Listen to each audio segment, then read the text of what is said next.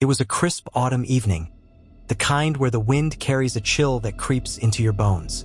I had just finished a late shift at work, my feet dragging as I walked through the quiet streets of my neighborhood. The streetlights flickered weakly, casting long, distorted shadows over the cracked pavement. I didn't expect anyone to be out, especially in this part of town, but that's when I saw it. A baby. It was just sitting there in the middle of the street, wrapped in a dirty blanket, not moving. At first, I thought my eyes were playing tricks on me. Who would leave a baby out here like this? I stopped, my heart pounding as I looked around, expecting to see someone rush forward. Maybe a frantic mother, maybe a concerned passerby. But there was no one, just the baby and the silence. I stepped closer, cautiously, the hairs on the back of my neck standing on end.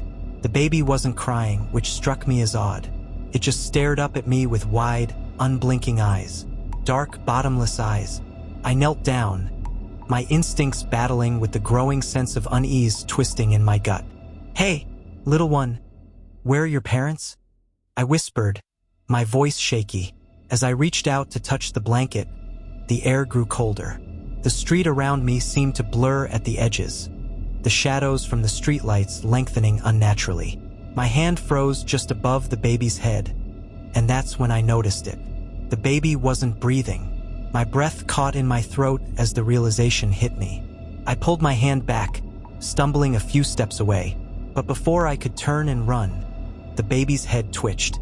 Slowly, unnaturally, it turned towards me, those wide, dark eyes locking onto mine.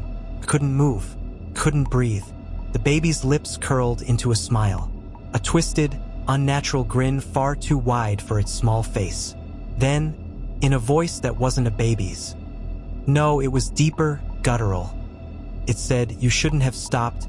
I felt my legs give way beneath me as a sharp, icy pain shot through my chest. It was like the air itself was choking me, wrapping around me like invisible hands. The baby started crawling toward me, its limbs moving in jerky, unnatural motions, like a puppet being yanked by invisible strings. I tried to scream, but no sound came out. My vision blurred as the baby drew closer, that grin widening impossibly. The shadows seemed to reach out, engulfing me in darkness. The last thing I remember before everything went black was the baby's voice whispering in my ear. "You'll never leave." I woke up in my bed, drenched in sweat, my heart pounding so hard it hurt. For a brief moment, I thought it had been a nightmare. But when I looked out my window, I saw it. The baby was still there, sitting in the middle of the street, waiting, and this time it was smiling directly at me. I slammed the curtains shut, my hands trembling. My mind raced, trying to make sense of what I had seen. Couldn't be real. Babies don't just sit in the middle of the street, don't talk in voices that sound like something straight out of a nightmare. But when I peeked through the curtains again, there it was, unmoving, watching, that sinister grin still plastered on its face. I backed away, feeling the walls of my apartment closing in. I thought about calling the police, but what would I even say? That a demonic baby was stalking me? I knew how that would end. I'd be the one locked up, not the thing outside. Just as panic began to suffocate me, the lights in my apartment flickered, casting long, eerie shadows. I heard it again, that voice, low and guttural, whispering from somewhere inside my home now. "You'll never leave." My breath hitched as I realized the baby was no longer on the street. A slow creaking sound came from behind me. I turned, and there, crawling out from the dark corner of my room, was the baby. Its twisted grin now inches from my face. My scream never came.